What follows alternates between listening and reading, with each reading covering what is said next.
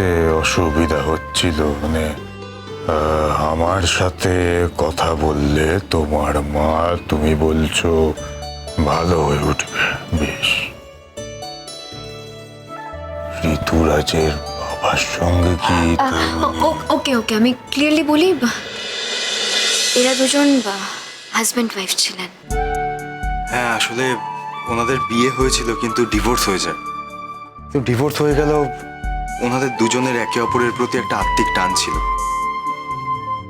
তারপর তো উনি মারাই যান। উনি মারা যাওয়ার পরে আন্টি আর কোনোভাবেই নতুন জীবনকে অ্যাকসেপ্ট করতে পারেননি। বরাবরই ওনার ডিভোর্সি স্বামীর প্রতি টান ছিল।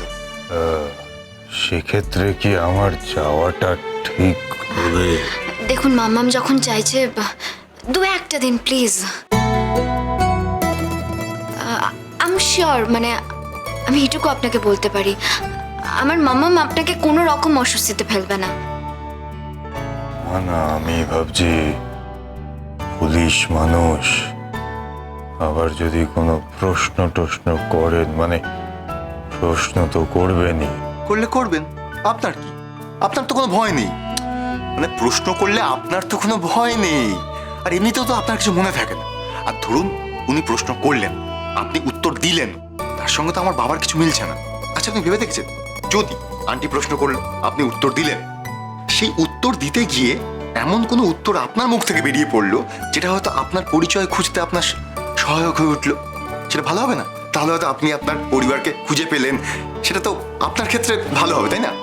না, সেসব ঠিক আছে, কিন্তু তাও তো একটা অস্বস্তি হয়। আমি ভাবছি আবার নতুন করে কোনো জটিলতা না। কিসের জটিলতা? মানুষ বড় জটিল। রেশমি,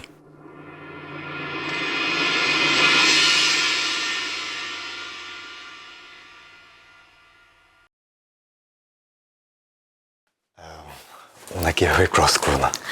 না, আমি ক্রস করিনি, আমি জাস্ট কি বলতে চাইছো? হ্যাঁ, জান। কি বলছি শোনো, দেখো এই মানুষটা কিন্তু বহুদিন মানুষদের সঙ্গে সাক্ষাতে আসে, বুঝতে পারছো? আর যখনই কারো সাক্ষাতে এসছে, হয়তো জিজ্ঞেস করেছে কি নাম, কোথায় বাড়ি, কোথায় থাকেন, কিছুই বলতে পারে না, তখন মানুষ আরো বিব্রত হয়েছে, রেগে গিয়েছে। সেখান থেকে মানুষের সঙ্গে ওনার ডিস্টেন্স অনেকটা বেড়ে গেছে। ওনাকে বুঝতে হবে। হ্যাঁ, আমাদের কিন্তু অনেক বেশি সহমর্মিতা নিয়ে ওনার সঙ্গে কথা বলতে আমি হবে। বুঝতে পেরেছি। কিছু বলছিলে? না, আমি একটু ওর সঙ্গে এমনি কথা বলছিলাম। ও, তাহলে আমরা এগোই নাকি? তুমি একটা জিনিস লক্ষ্য করেছো?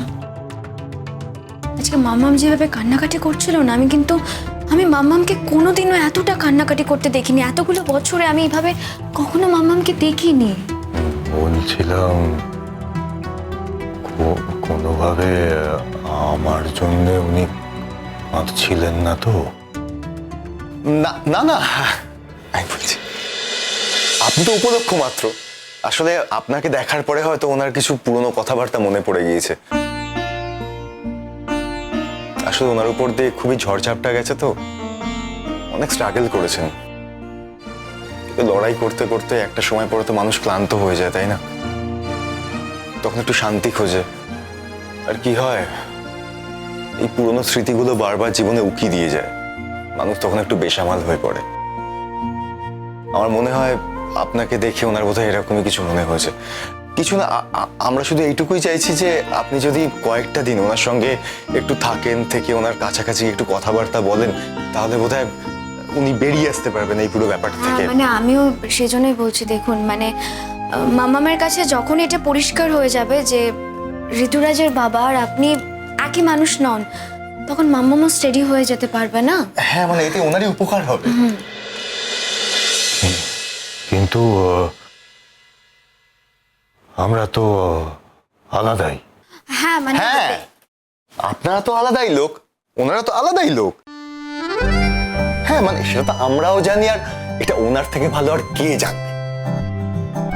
কারণ উনি তো নিজে হাতে আপনাকে দাহ, না মানে আপনাকে না, মানে ওনাকে দাহ করেছিলেন, তো উনি তো খুব ভালো করে জানেন। কিন্তু ওই যে বললাম যে যেহেতু আপনাদের দুজনের মধ্যে একটা চেহারাগত সাদৃশ্য আছে, তাই উনি খুব কৌতূহলী হয়ে উঠেছেন। তো আপনি যদি একবার কি ওনার সঙ্গে কথা বলেন তাহলে আর কি ওনার একটু উপকার হয়, বুঝতে পারছেন? মানে উনি ওখান থেকে বেরিয়ে আসতে পারবেন। হ্যাঁ, এক্স্যাক্টলি। চিন্তা করার কিছু নেই, চিন্তা করার কিছু দরকার পড়লে আমরা গিয়ে পৌঁছে দিয়ে আসবো। হ্যাঁ, তো আমরা যাব। আমরা গিয়ে পৌঁছে দিয়ে আসবো আপনাকে। ও অস্বস্তি হচ্ছে না? হ্যাঁ, অস্বস্তি তো হওয়ারই কথা, খুব স্বাভাবিক, কারণ যতই হোক একটা অন্য লোকের রেস্ট নিয়ে তো আপনি যাবেন। কিন্তু আমি বলছি, বিশ্বাস করুন, অস্বস্তি হওয়ার কোনো কারণই নেই, কোনো কারণ নেই, কোনো অস্বস্তি হওয়ার কারণই নেই। বলো? হ্যাঁ, অস্বস্তি হওয়ার কোনো কারণই নেই। আর একটা সব থেকে বড় কথা হচ্ছে, অলরেডি কিন্তু আমার বাড়ির লোকজন আপনাকে ভালোবাসতে শুরু করেছে, বিশ্বাস করুন। একটা কথা বলবো আপনাকে, আপনি চাইলে কিন্তু আমাদের বাড়িতে থাকতে পারেন, চাইলে সারা জীবন থাকতে পারেন। বসে রাখুন, আপনাকে রাস্তায় ফেলে দিয়ে আসবো না, প্লিজ। প্লিজ।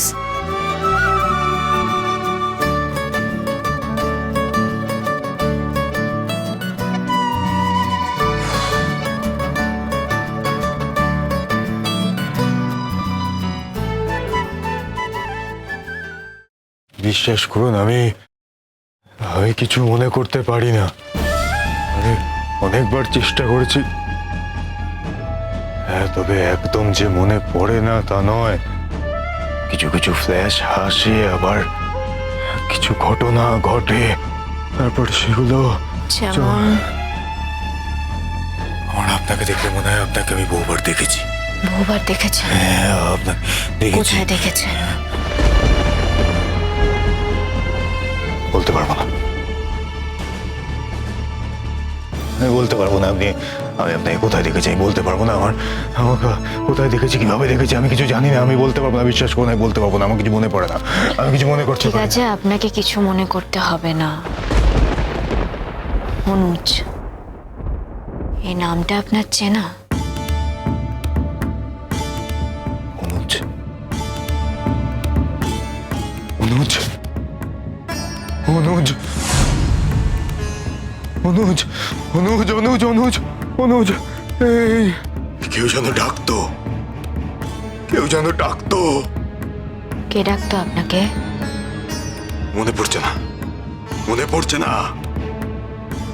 আমাকে ডাকতো না অন্য কাউকে ডাকতো, মনে পড়ছে না। সব গুলিয়ে যাচ্ছে, সব গুলিয়ে যাচ্ছে। আচ্ছা, ছেড়ে দিন, এত কিছু কষ্ট করে মনে করতে হবে না।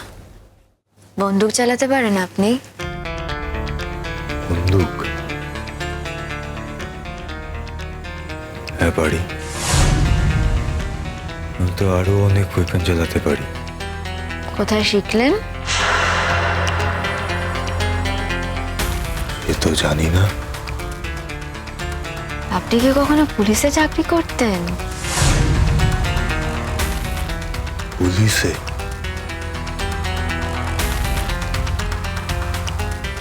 আমি চাকরি? আমি চাকরি করতাম,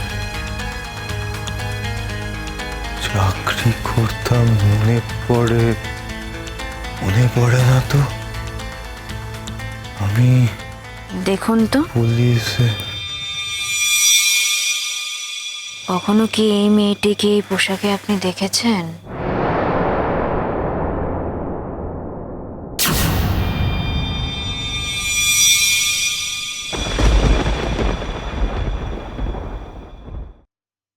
এ কি, আপনি কাঁপছেন কেন? আমার খুব ভয় করছে। কিসের ভয়?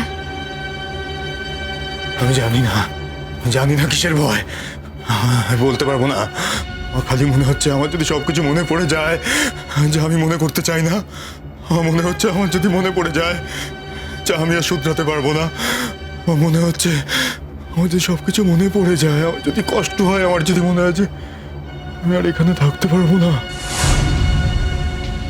এভাবে কেন ভাবছেন?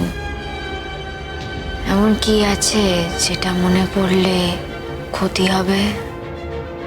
তাছাড়া এইভাবে কি আর জীবনটা কাটানো যায়? মনে করতে হবে তো আপনাকে, সবটা মনে করতে হবে।